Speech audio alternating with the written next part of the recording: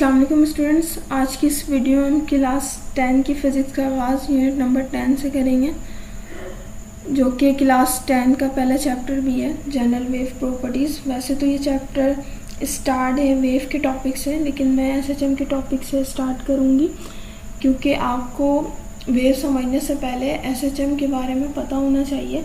तो चलिए स्टार्ट करते हैं। एसएचएम से पहले इन दो टाइप के मोशन के बारे में हम पढ़ लेते हैं। पहला पीरियोडिक मोशन, दूसरा ऑसिलेटरी मोशन। तो पीरियोडिक मोशन का क्या मतलब है, यहाँ पे जो लफ्ज़ पीरियोडिक है उसका मतलब पीरियड, और पीरियड का लफ्ज़ आपने डेली लाइफ में काफ़ी बार सुना होगा, जैसे स्कूल में first period, second period, third period and so on. तो स्कूल स्टार्ट होने के बाद अगर आप पहले मैथ्स पढ़ रहे हैं, फिर फिज़िक्स पढ़ रहे हैं और फिर इंग्लिश पढ़ रहे हैं, तो मैथ्स, फिज़िक्स और इंग्लिश पढ़ने का ख़ास टाइम फिक्स होता है। जैसे मतलब अगर आप मैथ 45 मिनट्स पढ़ रहे हैं तो फिज़िक्स भी आप और इंग्लिश भी आप 45 मिनट्स तक पढ़ रहे होंगे। तो हर 45 मिनट्स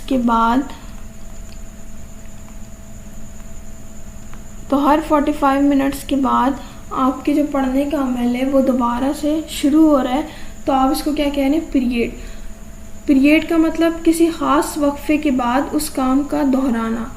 जैसे आपका रोज़ स्कूल 7:45 पर पहुंचना अगर मॉर्निंग शिफ्ट में पढ़ रहे हैं, इसी तरह आपका पेपर्स के दौरान रोज़ रात को सोते वक्त टेंशन लेना, तो ये भी क्या है, पीरियोडिक है। इसके अलावा इसको एक और एग्जाम्पल के थ्रू समझने की कोशिश करते हैं।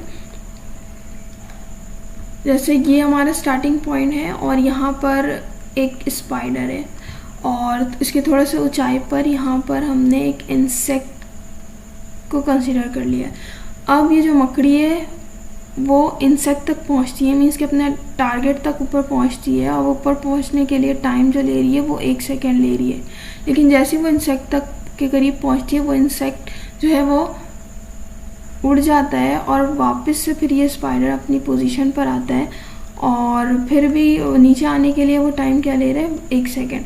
फिर दोबारा ये इंसेक्ट उसी पोजीशन पर जाकर बैठ जाता है, फिर स्पाइडर फिर उसी अपने पोजीशन से दोबारा इस इंसेक्ट तक पहुंचने की कोशिश करता है और ये इंसेक्ट दोबारा से उड़ जाता है, फिर वो वापस नीचे आता है और 1 सेकेंड लेता है।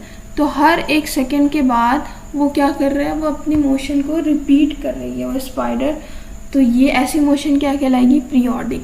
इसी तरीके से अगर आपने एक स्ट्रिंग लिया और उसको किसी स्टोन या बॉल से बांध दिया और आप यहाँ से स्टार्ट कर रहे हैं इसको घुमाना, तो ये स्टार्टिंग पॉइंट है।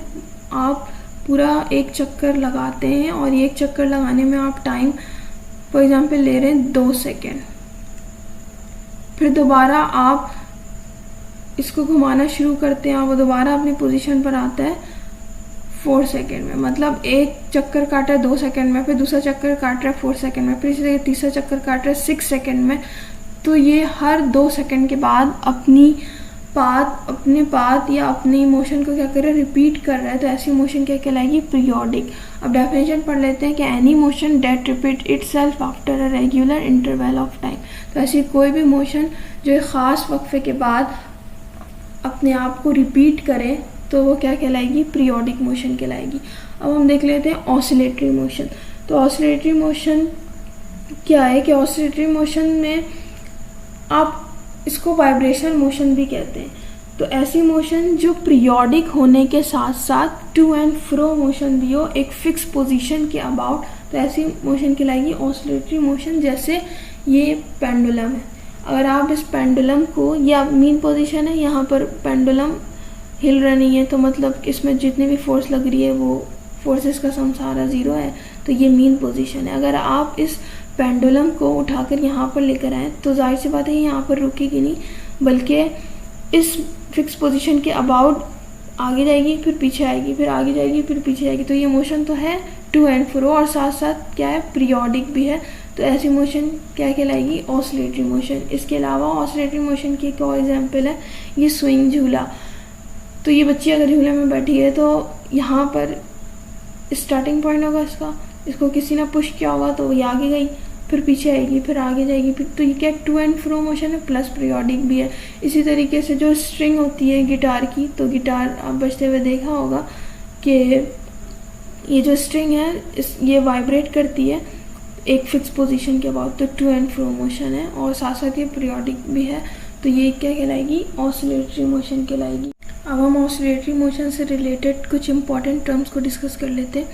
यहाँ पे हम एक पार्टिकल कंसीडर करते हैं। अब इस पार्टिकल को हम इस पोजीशन से पकड़कर इस पोजीशन पर लाकर छोड़ देते हैं, तो क्या होगा, ये जो पार्टिकल है वो इस पोजीशन पर रुकेगा नहीं, बल्कि वापस से वो अपनी पोजीशन पर जाना चाहेगा।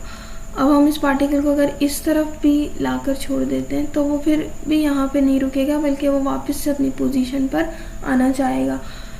तो अगर हम किसी पार्टिकल को पकड़कर खींचें और वो वापस अपने उसी पोजीशन पर आना चाहे, तो ऐसी पोजीशन को हम कहेंगे मीन पोजीशन, या आप इस पोजीशन को इक्विलिब्रियम पोजीशन भी कहते हैं। मतलब ऐसी पोजीशन जहाँ पर बॉडी पर लगने वाली तमाम फोर्सेस का जो सम है वो 0 के बराबर आता है।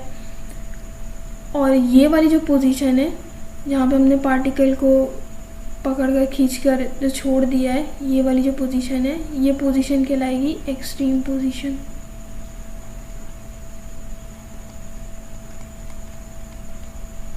और ये भी पोजीशन एक्सट्रीम पोजीशन।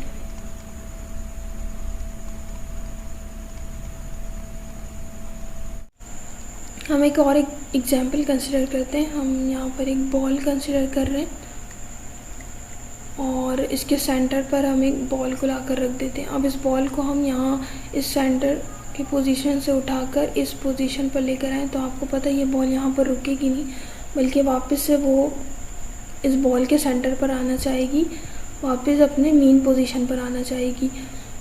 अब यहाँ पर वो रुकती नहीं है। अब क्यों नहीं रुकती वो बाद में देखेंगे। भले से ये यहाँ पर आना चाह रही है, लेकिन ये यहाँ पर रुकती नहीं है, ये थोड़ा सा आगे जाकर रुकती है। फिर यहाँ पर वापस से वो अपनी मीन पोजीशन की तरफ आएगी। तो इस तरीके से ये बॉल के सेंटर के अराउंड ये to and fro motion perform करती है, मतलब ऑसिलेट करती है। अब यहाँ पर जो बॉल हमने लाकर जो छोड़ा, तो वापस से वो इस पोजीशन पर आ रही है, तो मतलब यहाँ पर कोई इसको लेकर आने वाली कोई एक फोर्स है। तो ऑसिलेटरी मोशन में एक फोर्स एक्ट करती है जो हमेशा पार्टिकल को मीन पोजीशन की तरफ लेकर आना चाहती है।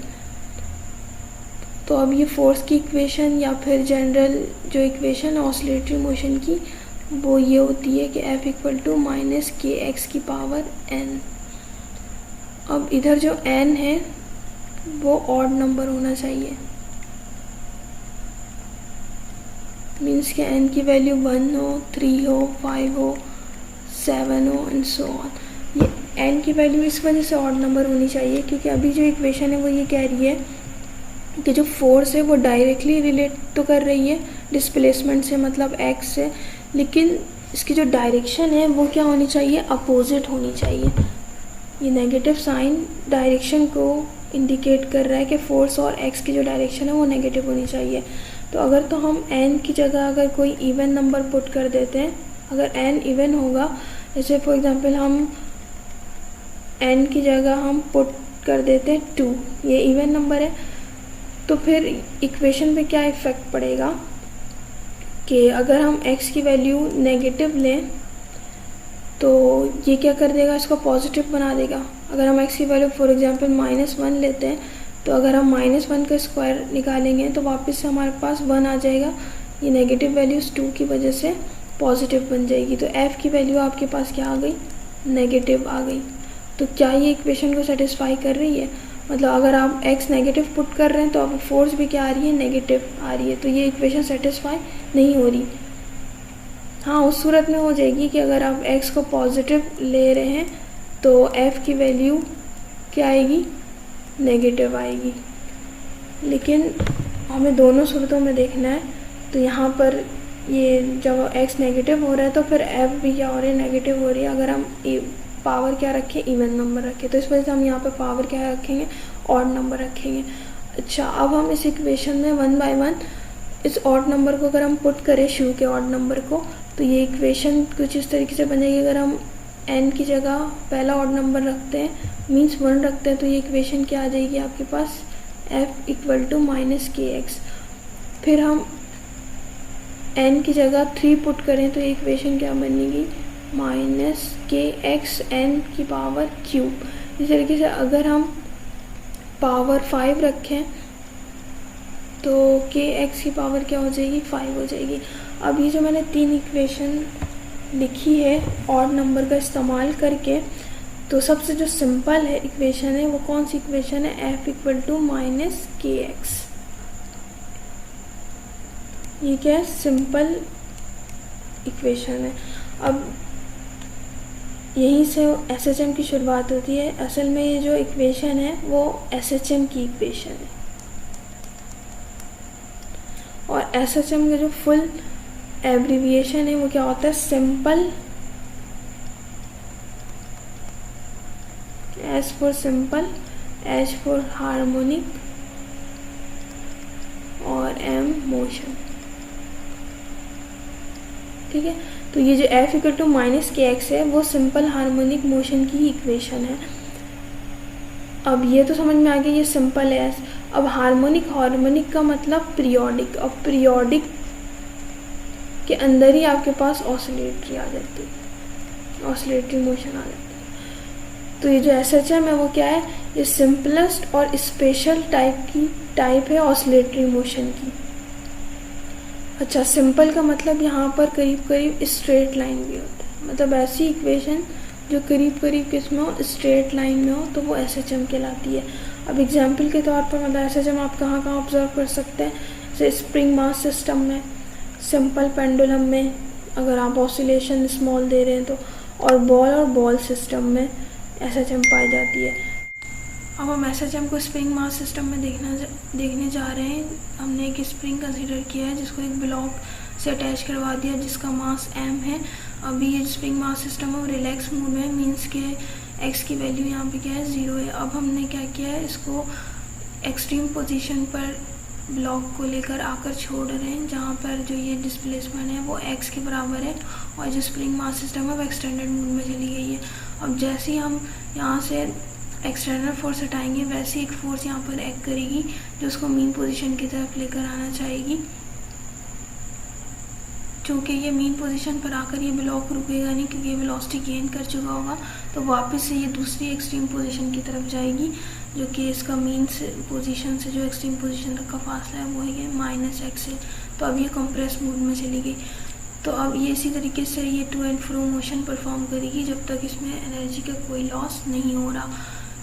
तो उसको हम अलग से देख लेते हैं इस पूरी कहानी को। तो हमने यहाँ पर एक पार्टिकल कंसिडर किया जो कि अभी मीन पोजीशन पर है, मीन्स x 0 के बराबर है। अब हम इस पार्टिकल को यहाँ से पकड़कर यहाँ पर लाकर छोड़ रहे हैं। तो यहाँ पर जो ये जो पोजीशन है जहाँ पर लाकर हमने इसको छोड़ा है, तो वह पोजीशन क्या कहला रही है, एक्सट्रीम पोजीशन।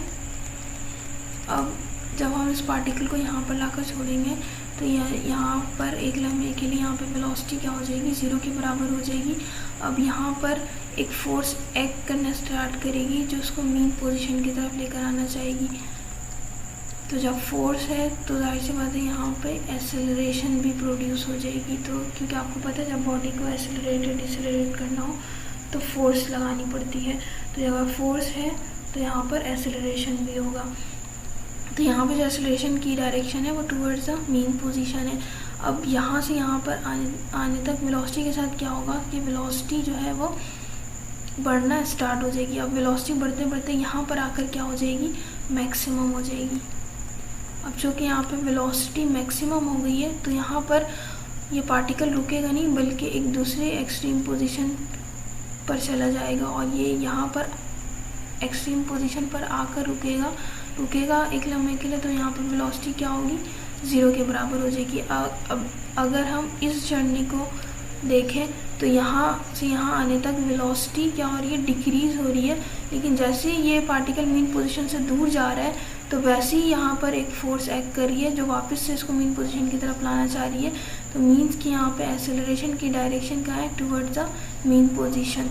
अब हम वापस की जर्नी अगर देखें तो यहाँ पर आने तक, एक्सट्रीम पोजीशन तक आने तक यहाँ पर जो है वो एक्सेलरेशन कैसा हो जाएगा, मैक्सिमम हो जाएगा, क्योंकि वापस से यहाँ फोर्स मैक्सिमम हो जाएगी। तो अगर हम ये वाली जर्नी देखें वापस आने की, तो यहाँ पर क्या होगा, वो वेलोसिटी वापस से बढ़ती जाएगी, यहाँ पे वेलोसिटी बढ़ती जाएगी और यहाँ आने तक जो एक्सेलरेशन है वो यहाँ कंटिन्यूसली यहाँ पर आकर डिक्रीज़ होता जाएगा, मतलब फोर्स डिक्रीज़ होती जाएगी। लेकिन जो एक्सेलरेशन की डायरेक्शन है वो अभी भी इस मीन पोजीशन की तरफ है। तो अब वैसे ही यहाँ पर पार्टिकल रुकेगा नहीं, यहाँ पे दोबारा से वेलोसिटी मैक्सिमम हो जाएगी। तो फिर ये वापस से पार्टिकल दोबारा उसी एक्सट्रीम पोजीशन की तरफ जाना चाहेगा, लेकिन वापस से फोर्स इसको दोबारा मीन पोजीशन की तरफ लेकर आना चाहेगी। तो एक्सेलरेशन की डायरेक्शन अभी भी किस तरफ है, मीन पोजीशन की तरफ है। और यहाँ से यहाँ आते वक्त वेलोसिटी क्या होगी, डिक्रीज़ होगी। तो अगर हम यहाँ से यहाँ तक का आने की पूरी जर्नी देखें और यहाँ से यहाँ तक जाने की जर्नी देखें, तो इस पूरी जर्नी में जो एक्सेलरेशन की डायरेक्शन है वो हमेशा किस तरफ है, मीन पोजीशन की तरफ है। यही एसएचएम की पहचान है। अगर हम इसको मैथमेटिकली देखें,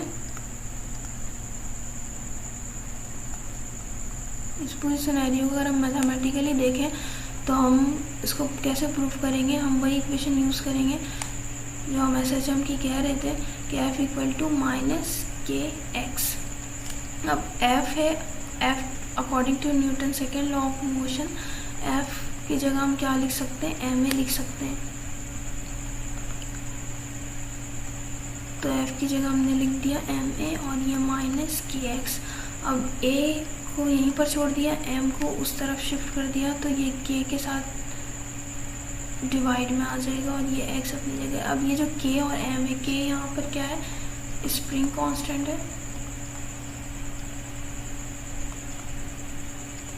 और m जो है वो मास है ब्लॉक का, और ये दोनों चीज़ें क्या है, कांस्टेंट है। जैसे स्प्रिंग कांस्टेंट ये तो है कांस्टेंट, बाकी जो ब्लॉक का जो मास है वो भी इस पूरी जर्नी में क्या रहेगा, कांस्टेंट रहेगा। तो ये दोनों कांस्टेंट है, तो आप इसको इस तरीके से लिख सकते हैं कि माइनस के अपॉन एम और माइनस एक्स को एक जगह कर दिया।